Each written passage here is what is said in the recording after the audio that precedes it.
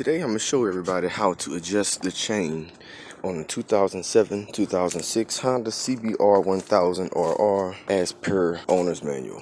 They always use a swing arm stand, which I have one, but according to the Honda owner's manual, you don't even need that. All you need is your kickstand. The tools that you will need to do this, although I'm adding this, and this. According to the owner's manual, this is all you really need. Is a torque wrench. You can purchase all of this stuff right here in this frame right now for about $40. Torque wrench come from Harbor Freight, but make sure you get the 1/2-inch drive, which is that piece right there, because you're gonna have to torque your axle nut 83 foot-pounds, and the 3/8 torque wrench only goes up to 80 foot-pounds. Next, you will need on this particular model is a 32mm socket. Once again, 1/2-inch drive to match your 1/2-inch drive torque wrenches. Find these at Walmart too. And a tape measure. Now I grabbed all of this stuff just because I already had it, make it a little bit easier. This little caliper right here. Some more wrenches just in case I need to hold back up on the locking nut. These don't fit. I have this. Just make sure you get metric wrenches. These aren't metric, but just to hold back up to break the locking nut. And like I said, if these don't work, I can always use this. Number 1 step, place the motorcycle on its side stand with transmission in neutral and the ignition is off. Got it on the side stand. It's in neutral already. Off position. So we're good to go with that. Step number 2, loosen the rear axle nut. Just another little FYI. These torque wrenches only torque in the tightening direction, which is clockwise, righty tighten. You don't have to remove it all the way, just loosen it up. Once you see that washer wiggle around, you're good to go. Next step is to loosen the lock nuts on both sides of the swing arm. These are the lock nuts, and the bolt itself is the adjusting bolt, 12mm.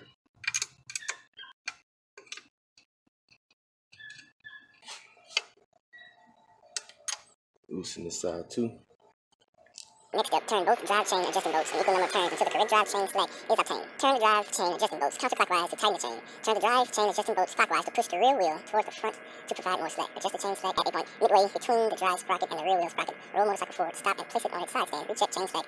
Chain slack should allow the following vertical movement by hand. From 1 inch to 1 3/8 or 25-35mm. Rotate this little bolt right here to adjust the axle on both sides. I want to take a look at these graduation lines right here. The little point, line it up on both sides the same distance. Pretty much common sense. And when you're tightening this up, right below the little blue mark, the little arrow, if this arrow goes back past this blue line, as you can see, replace chain. So in theory, a brand new chain should stop.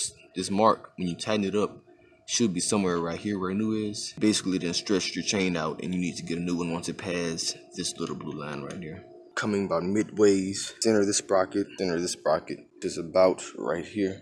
I already know that this is too loose, so I'm not going to measure it just yet. I'm going to go ahead and push my bolts out to push the axle back towards the end of the bike.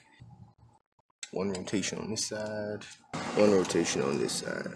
If you take 1 inch, you take 1 3/8 would be 1 3/16. So I'm just go ahead and round down to make it tighter and just say 1 1/8. That's why I have my caliper right there.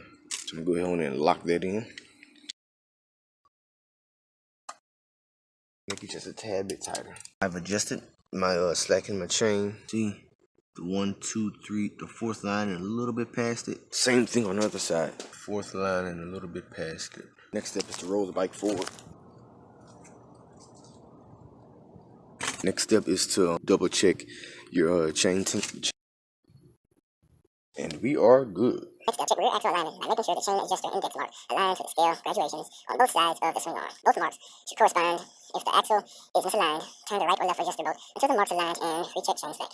I just double checked my marks on both sides. So go ahead and move on to the next step, which is torque the rear axle nut to 83 foot-pounds.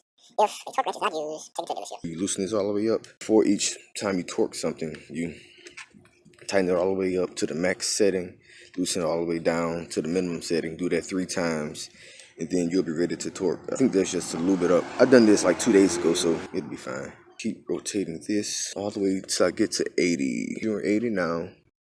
Just move it over 3 more spots to 83, and there we go. Go ahead and tighten the nut back up. Tighten this up by hand first. You don't want to use your torque wrench to make adjustments like this. And move slowly with it so you can feel it. That's it, 83 foot-pounds. Sorry if you hear any wind noise.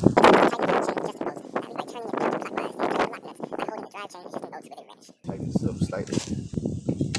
Just a little nudge. Same thing on the other side. Just a slight nudge. Now we have to tighten up the locking nut while holding this in place. That's why I had the second set of wrenches. That's one thing they don't tell you, how tight to put these. You gotta eyeball it, I guess. And the very last step is to recheck drive chain slack. And we are good. That's how you adjust chain slack on 2006-2007 Honda CBR1000. And if you have any questions, comments, or concerns, feel free. But as always, thanks for watching.